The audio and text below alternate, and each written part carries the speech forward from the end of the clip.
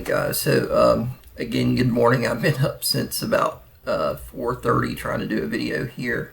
Having just a few issues trying to get OS Sequoia to help me record this video. As you can see, I do have a custom background of the Epcot Center, which is a pretty cool feature of Sequoia, but this capture tool is not being very friendly for me.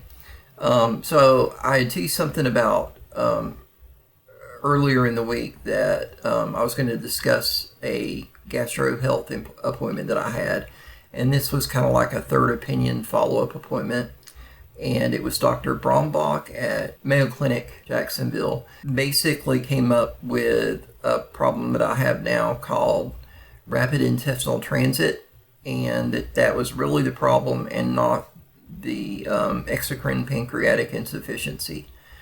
So basically the food goes through my system really quick now, and it's kind of left things out of sequence, so the pancreas doesn't have time to introduce all the proper all the proper enzymes into the food to help digest. So several problems, several things that I have to be aware of.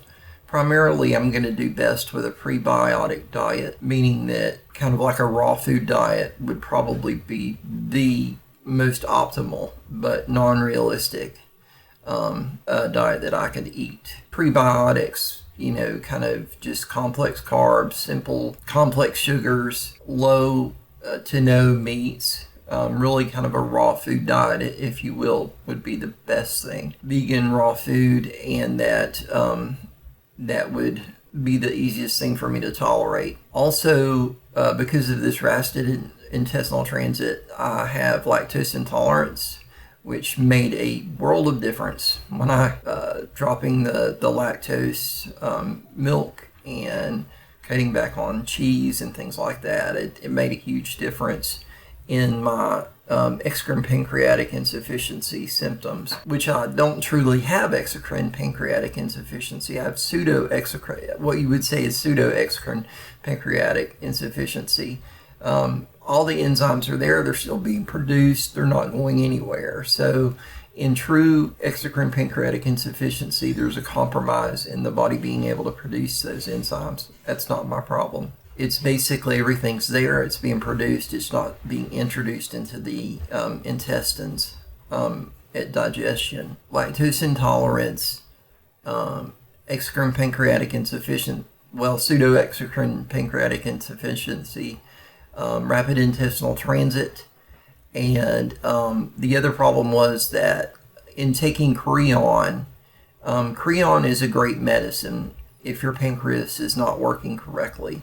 But my pancreas is. What Creon actually does is helps break down meat and fat in the digestive system when you don't have the right amount of enzymes to digest those foods. What happens though is, if in my situation food's not there long enough, if I take Creon with every meal, the problem with Creon is that it can actually digest things other than the meat, and it doesn't really work on other foods other than fat and meat. And if you don't have fat and meat and you take it, then it can actually have a detrimental effect to your overall gastric lining, gastric health, because it's essentially digesting you or helping the body digest you. So you have to be very careful with Creon if you have it, in my situation. So it's not that I don't take it. If I have a really heavy meat meal, like I were to eat a steak or something like that, it would be good to help me digest that. And because it's only in the system so long, I should actually break that up, and I probably don't need the full dose amount. So again, I'm essentially backing away off the Creon and only using it sporadically when I'm eating a high fat or a meat centric meal. Getting rid of the lactose and eating prebiotics, or focusing on prebiotics and kind of a raw food, a vegan kind of situation, I won't need to take the Creon. So that's some good news. Kind of just a really insane appointment that has been tremendously helpful. Just getting rid of the lactose has been awesome. So, kind of crazy diagnosis that I think's just spot on, and probably the best doctor's appointment I've had in like 2 years. In terms of like, this is it, and this is how you do it. Just told me to, continue to do as I'm doing, just picking up the fact that I need to change my diet to work with my my gastric layout.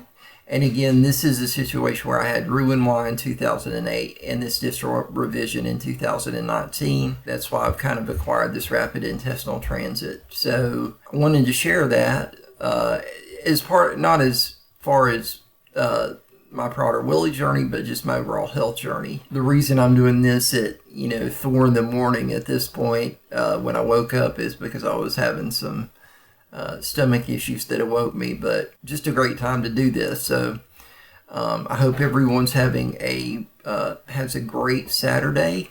And I'm probably going to have a good Saturday. We've got to take my daughter to tumbling and then come home. I'm probably going to take a nap later today because I'm not because of waking up early. But yeah, I just wanted to share this information about my gastro health. And if any of you are contemplating Roux-en-y surgery, it's still something that can be a great tool for weight loss, but you do have trade-offs. If you have duodenal switch, and I'm sure that this is common with duodenal switch to rapid intestinal transit, so it's a trade-off. Thank you for watching, and thank you for watching Chronically PWS. I hope you have a great Saturday.